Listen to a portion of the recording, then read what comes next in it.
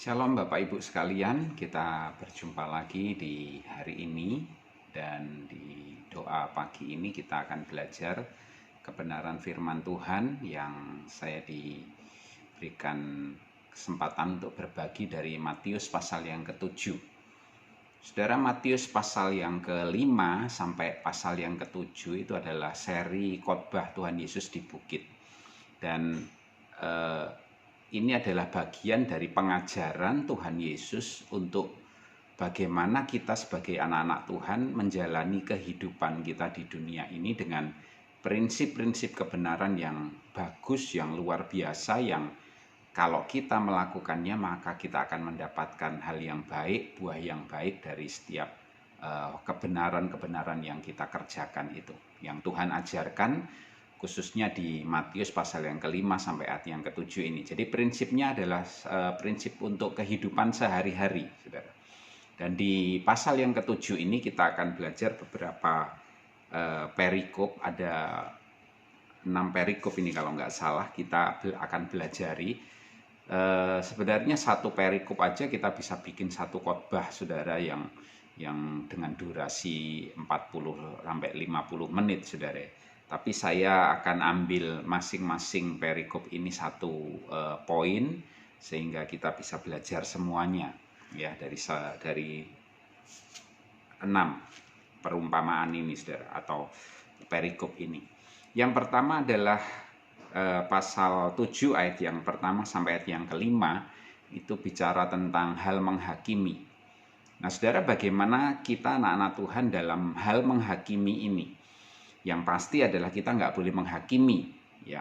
Tapi banyak orang rancu pengertiannya tentang menghakimi dan kemudian tentang menilai, ya. Saudara, kita harus menilai segala sesuatunya, ya. Zaman harus kita nilai, pengajaran harus kita nilai, semua harus kita nilai. Tapi kita nggak boleh terjebak sampai kepada menghakimi. Nah, karena itu kita harus belajar mengerti apa itu menghakimi.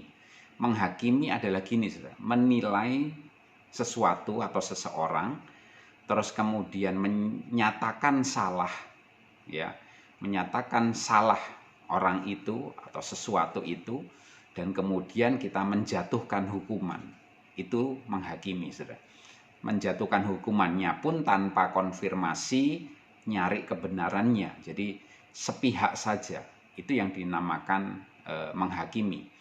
Jadi kalau kita masih dalam konteks menilai, nggak apa-apa masih gitu ya. Karena kita harus menilai segala sesuatunya. Tapi kalau menghakimi itu sudah menilai, kemudian masuk ke lebih dalam lagi, yaitu menyatakan itu salah, dan kemudian menjatuhkan hukuman, menjatuhkan sanksi kepada orang tersebut atau sesuatu, sehingga kemudian kita dianggap sebagai orang yang sudah menghakimi. Karena menjatuhkan hukumannya pun tanpa memberikan konfirmasi, melakukan konfirmasi dan cek kebenarannya. Karena itu kita masuk ke penghakiman seperti itu. Jadi nasihat firman Tuhan adalah gini, saudara. Lebih baik kalau kita ini mengoreksi diri kita sehingga kita jadi orang yang lebih baik lagi. Kenapa? Karena orang yang terus belajar untuk mengkoreksi dirinya, dia akan jadi pribadi yang lebih baik, ya. Tapi kalau kita sibuk nyari kesalahan orang, kita sibuk mencari kekurangan orang, kita nggak akan jadi siapa-siapa. Kita akan jadi seperti ini terus. Tapi kalau kita koreksi diri kita akan muncul jadi orang yang jauh lebih baik lagi, jauh lebih jadi berkat lagi untuk banyak orang. Itu yang pertama. Yang kedua adalah cuma satu ayat, di ayat yang ke-6, hal yang kudus dan berharga. Ya. Hal yang kudus dan berharga. Di sini Tuhan mengajarkan kita untuk jangan memberikan barang yang kudus kepada anjing dan jangan kamu melemparkan mutiara kepada babi. Saudara, Tuhan mengajarkan kita tentang pergaulan, ya. Jangan bergaul dengan orang-orang yang jahat, jangan bergaul dengan orang-orang yang suka berbuat dosa, tidak mau bertobat, dan yang lebih lagi adalah jangan bergaul dengan orang-orang yang bebal, ya. Orang bebal itu sudah dinasehati tapi nggak pernah mau bertobat, terus saja lakukan hal yang salah. Itu orang bebal, saudara. Ya, bahkan Amsal pun mengajarkan kita, Amsal 13 ayat yang ke-20 dikatakan siapa bergaul dengan orang bijak menjadi bijak. Tapi siapa yang berteman dengan orang bebal menjadi malang. Ya. Jadi kalau saudara punya sesuatu yang berharga, jangan berbagi dengan orang-orang yang seperti itu. Ya. Jangan ini diumpamakan saudara punya sesuatu yang berharga, saudara berbagi kepada babi, kepada anjing. Ya, jangan bergaul dengan orang-orang yang membawa saudara kepada hal-hal yang jahat. Itu akan merusak diri saudara. Ya. Kemudian Amsal yang ke-14 ayat yang ke-7 juga katakan, jauhilah orang bebal karena pengetahuan tidak kau dapati pada bibirnya. Ya. Ayat Amsal 23 ayat 9 katakan, jangan berbicara di telinga orang bebal sebab ia akan meremehkan kata-katamu yang bijak. Jadi jangan bergaul dengan orang berdosa, ya, bergaul dalam arti jadi sahabat, jadi dekat, karena pengaruhnya pasti buruk buat kita. Ya, dan kemudian jangan bergaul dengan orang yang suka berbuat kejahatan, berbuat dosa, dan orang yang bebal. Ini yang harus kita jauhi. Oke. Yang berikutnya hal pengabulan doa. Ya, perikop berikutnya katakan hal pengabulan doa. Di situ dikatakan, mintalah kamu akan diberikan, ketoklah maka pintu akan dibukakan. Saudara, doa dan usaha atau doa dan bekerja itu satu paket yang tidak bisa dipisahkan. Jadi kalau saudara mau berdoa, saudara harus juga mau berusaha, ya. Karena apa yang Tuhan berikan buat kita itu tidak tiba-tiba di depan mata kita, tapi yang pasti adalah sesuai dengan jangkauan kita. Artinya ada usaha untuk menjangkau, ada usaha untuk mencari, ada usaha untuk mengetok pintu. Ya, kalau kita cari, kita pasti dapat. Kalau kita ketok pintu, pintu pasti dibukakan. Jadi itu janji Tuhan buat kita. Karena itu berdoa adalah sesuatu yang penting, tapi jangan cuma berhenti pada berdoa, tapi saudara juga harus action. Misalkan saudara butuh pekerjaan, saudara harus berdoa. Ya, tapi saudara juga harus action, bikin lamaran pekerjaan, cari apa yang bisa dikerjakan, apa yang ada di tangan saudara, kerjakan itu dengan sebaik-baiknya. Ya, apapun sekecil apapun itu akan bisa menghasilkan kalau saudara tekun, saudara setia melakukannya. Itu hal yang Tuhan ajarkan, ya. Jadi berdoalah dan berusahalah. Yang kedua, di dalam doa ini Tuhan mengajarkan apa? Berdoalah kepada Tuhan karena Dia Bapa yang baik, yang akan memberikan kepada kita apa yang terbaik buat kita menurut kehendak-Nya. Jadi selain saudara berdoa, saudara berusaha, dan yang berikutnya adalah berdoalah karena dengan iman, karena engkau punya Bapa yang baik. Ya. Kalau Bapa di dunia saja dimintain anaknya, dia akan melakukan yang terbaik buat anaknya. Demikian juga Bapa kita yang di surga, dia jauh lebih baik daripada kita, Bapa yang ada di dunia. Dia akan memberikan semua yang sesuai, yang terbaik buat kita, yang sesuai dengan kehendak-Nya. Ingat ya, kehendak Tuhan yang terbaik buat kita, bukan kehendak kita. Oke. Yang berikutnya, perikop berikutnya dikatakan diajarkan oleh Tuhan tentang jalan yang benar. Ya. Jalan yang benar. Di situ dikatakan segala sesuatu yang kamu kehendaki supaya orang perbuat kepadamu, perbuatlah demikian juga kepada mereka. Saudara, kalau saudara ingin dihormati, saudara ingin disegani, saudara ingin orang baik pada saudara, yang harus saudara lakukan adalah saudara tabur dulu kebaikan. Saudara harus tabur dulu, saudara hormati orang lain.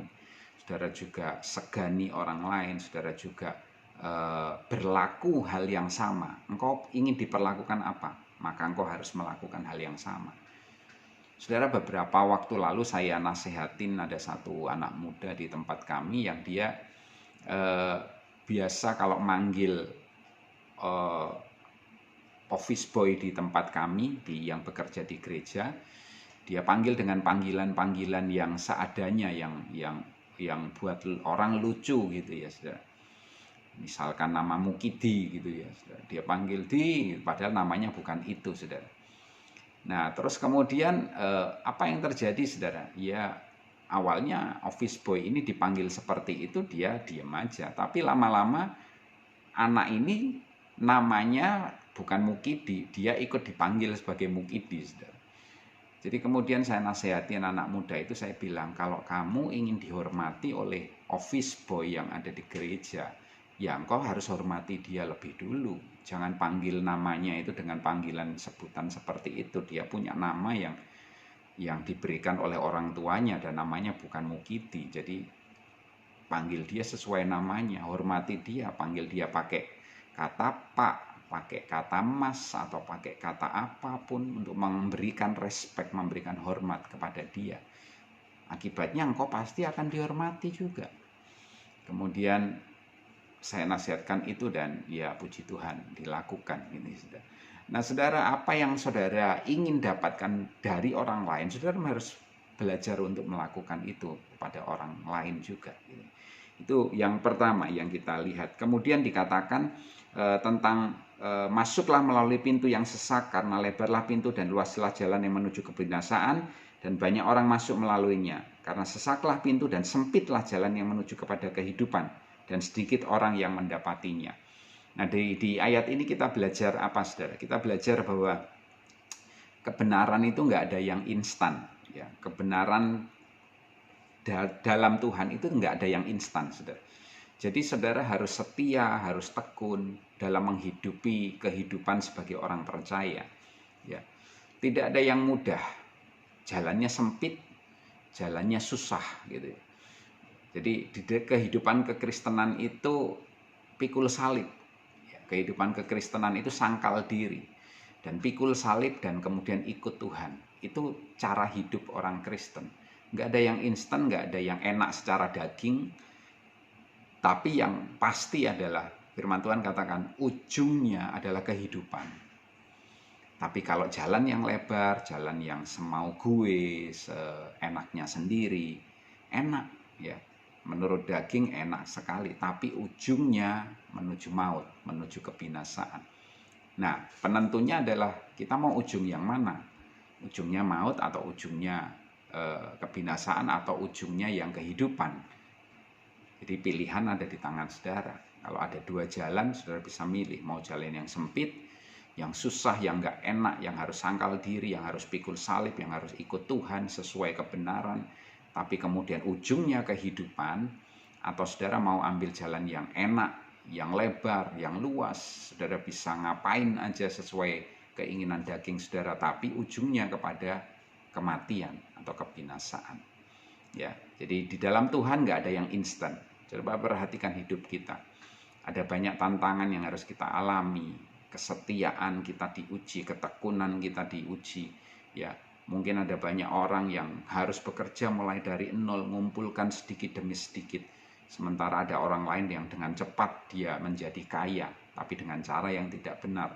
Ya, kadang kita juga tergoda untuk melakukan kesalahan, tapi firman Tuhan mengajarkan hiduplah dalam kebenaran.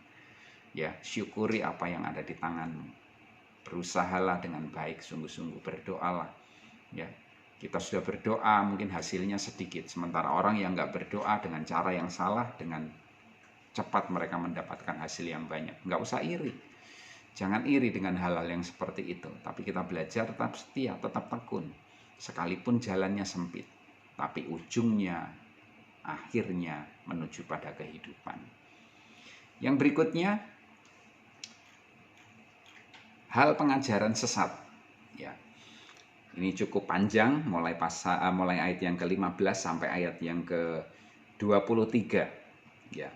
Di situ dikatakan, waspadalah terhadap nabi-nabi palsu yang datang kepadamu dengan menyamar seperti domba, tetapi sesungguhnya mereka adalah serigala yang buas. Dari buahnya kamu akan mengenal mereka. Saudara, hati-hati terhadap nabi-nabi palsu. Ya, seperti tadi saya bilang di awal bahwa saudara harus pandai menilai. Saudara harus pandai menilai pengajaran. Saudara harus pandai menilai zaman. Saudara pandai menilai orang. Tapi jangan menghakimi. Ya, saudara harus menilai, tapi jangan terjebak masuk ke ranah yang lebih dalam lagi, yaitu menghakimi. Jangan. Tapi saudara harus pada porsi, harus menilai segala sesuatu.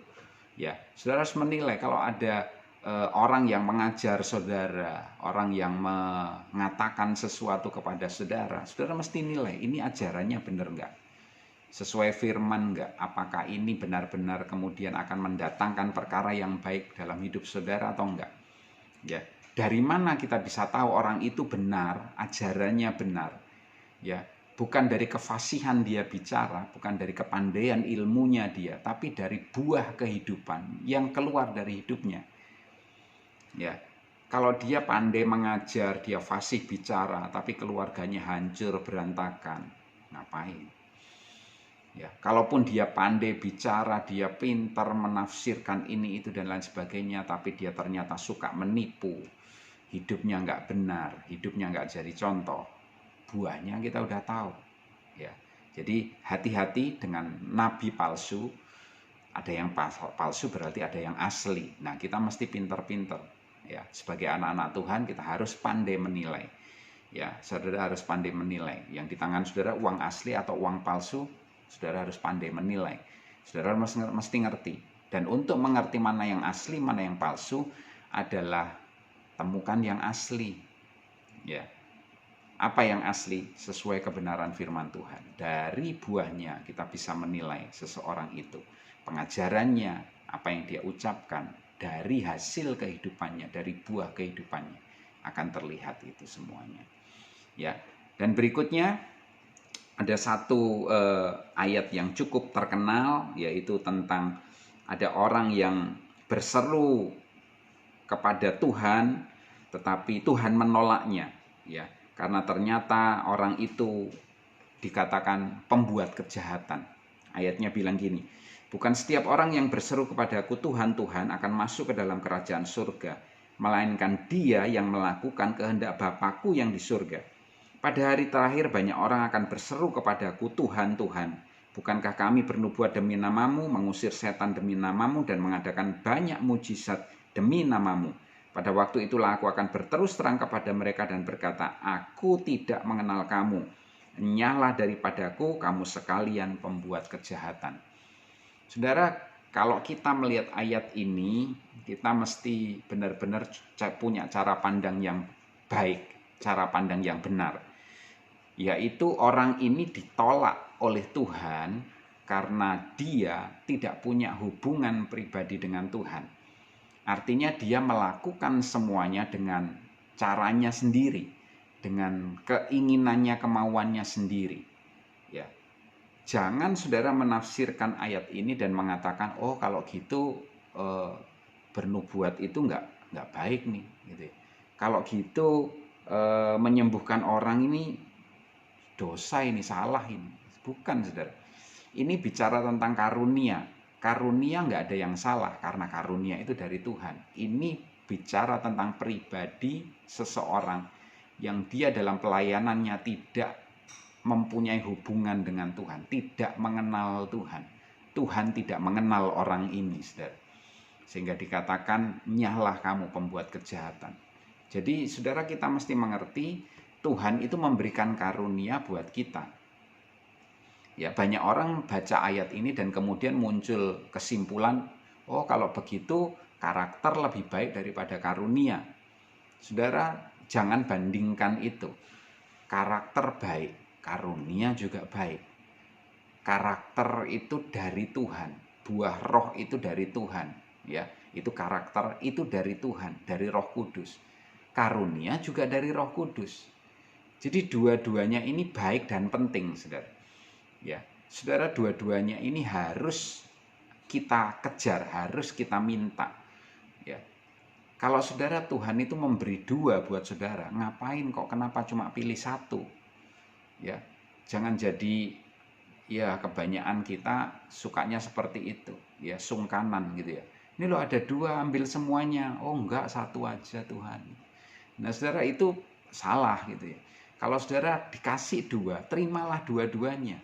Ya, jangan terus kemudian yang satu dibuang karena saudara lihat ada banyak orang yang menyalahgunakan ini. Bukan karunianya yang salah, tapi orang itu yang tidak mempergunakan dengan semestinya.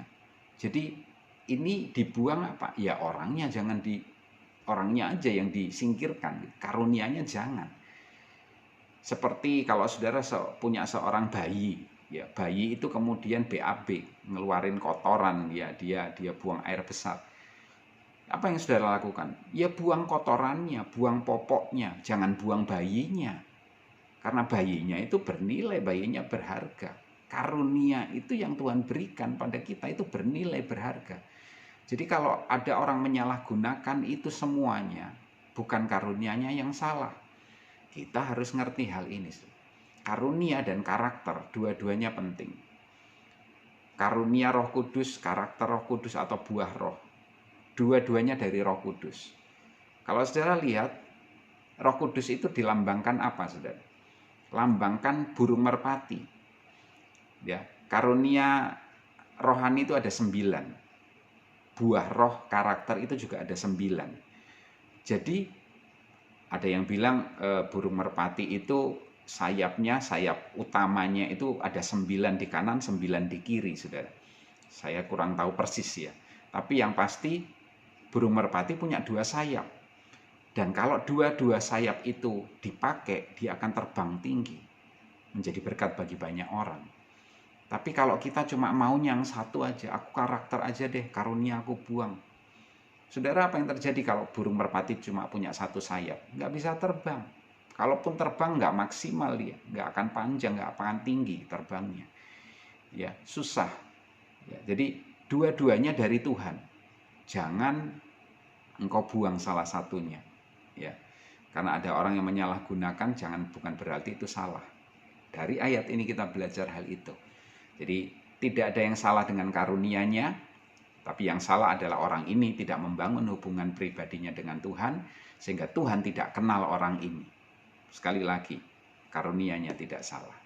Jadi kita belajar supaya kita juga minta karunia, kita juga punya karakter yang baik. Kalau dua-duanya kita punya, kita akan terbang tinggi, jadi berkat bagi banyak orang. Kita akan dipakai oleh Tuhan luar biasa lebih lagi. Nama Tuhan dipermuliakan lewat kehidupan kita. Amin. Nah, yang berikutnya, yang terakhir, perikop tentang 2 macam dasar. Ini terakhir ya. Tuhan memberikan perumpamaan yang terakhir. Dari perumpamaan ini kita belajar semuanya Tuhan sudah berikan.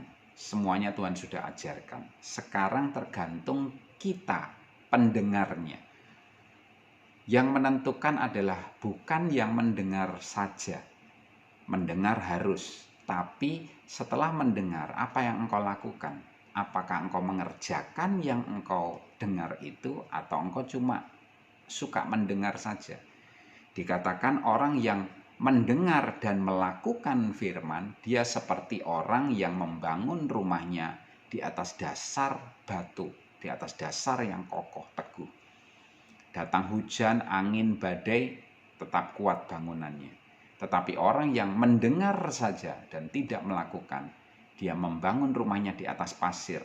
Datang hujan, badai, angin, hancur rumahnya. Tuhan mengajarkan kita setiap firman yang kita dengar, jadilah pelaku-pelaku firman.